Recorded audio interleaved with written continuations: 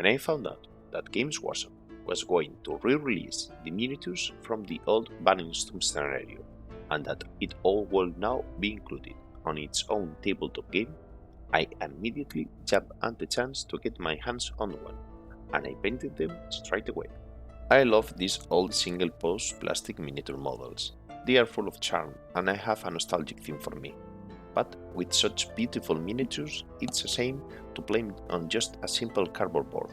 So I decided to do something about it, and I set out to build a diorama board of Balin's tomb for epic and immersive gameplay.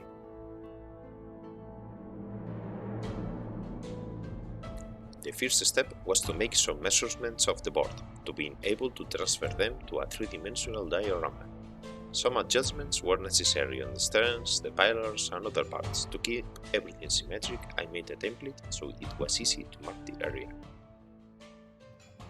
Next, using a roller and a very sharp pencil, I marked the limits of the board, and then I divided it at 25mm intervals to accommodate it to the game system.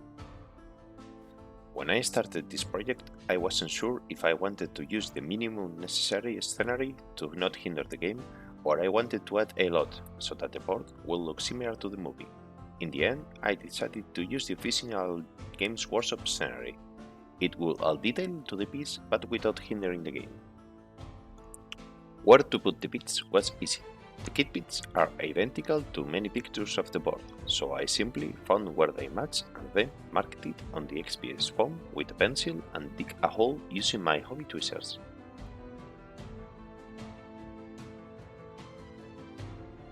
Then I apply a little more detail, by going over the lines between the squares with a blunt pencil, deepening the groups, and using a ball of aluminum foil to give it more of a rocky texture.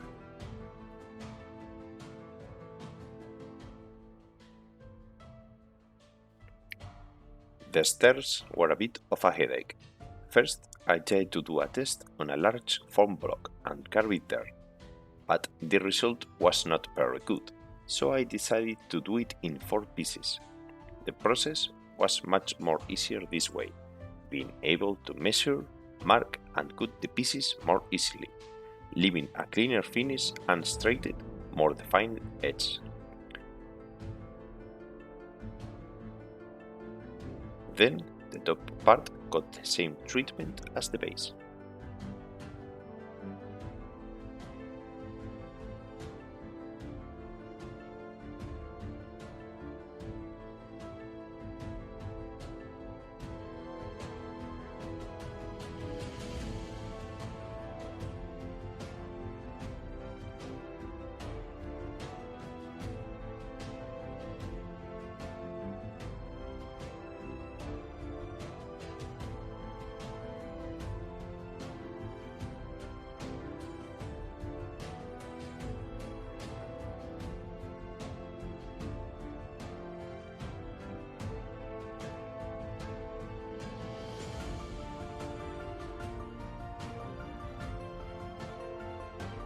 Next came the turn of the pillars that flanked the entrance of the tomb. In the film, you can see inscriptions on them, so I decided to invent a text, first writing it on Spanish, then translating it to English and then to dwarf runes, so I was able to engrave it.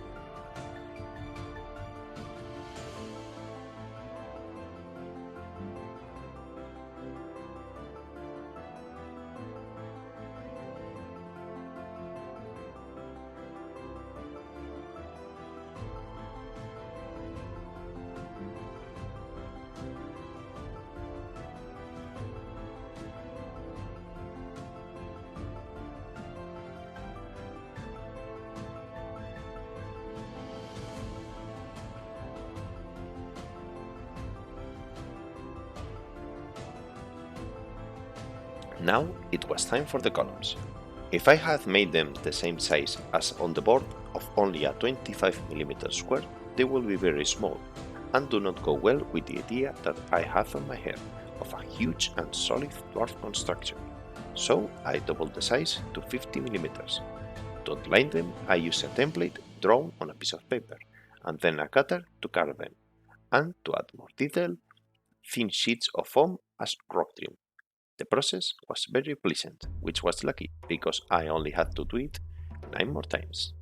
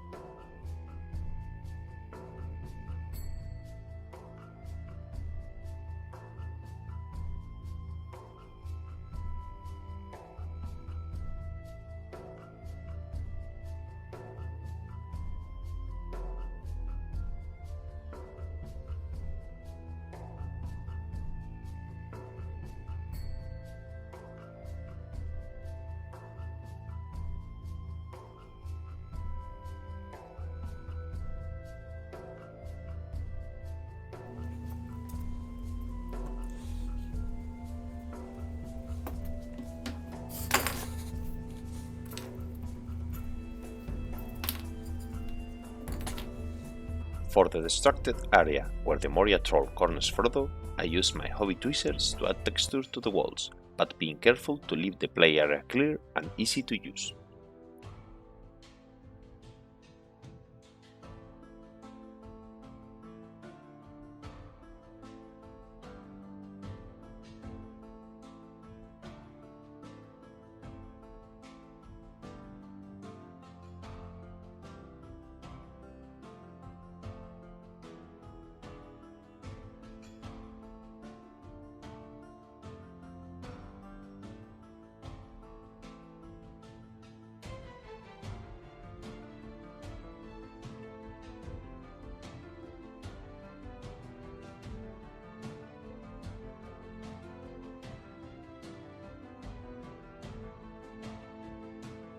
With all the pieces constructed, I could see the board starting to take shape.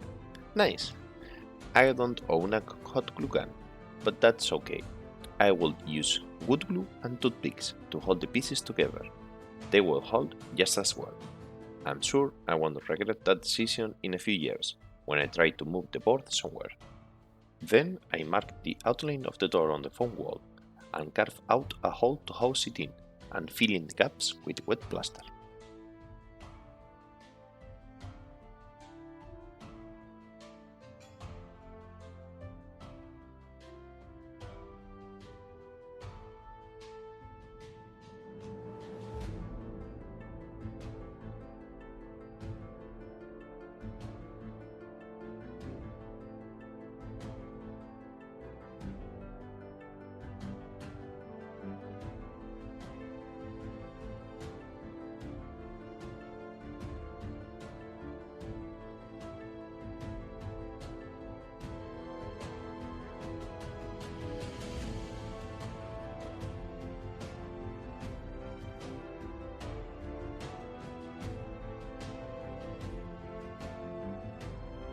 To blend it all together, I put some plaster on the gaps, smoothed the finish by passing a wet finger over it, and add some variety to the floor by putting in different sized stones and sand.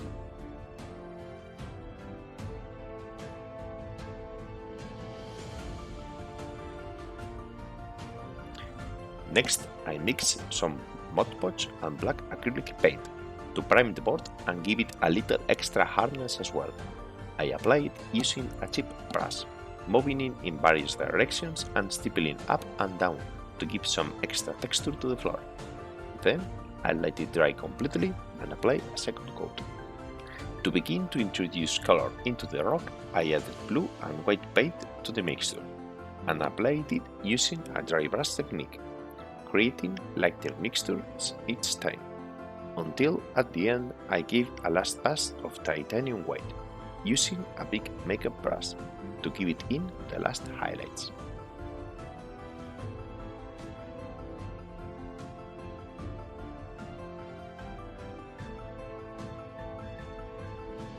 Then it was time to paint the details. I was excited about this part, because I really wanted to try the new green stat world Rust effects, an incredible result for how simple it was. The rest of the details, books, clothes, weapons and skeletons, I tried to use bright colors to stand out against the dark rock and give some variety to the board.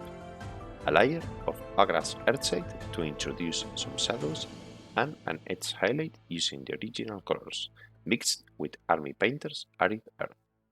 And the final touch, a freehand on the pages of the books, writing random dwarful runes. And the finished board is now ready to be revealed.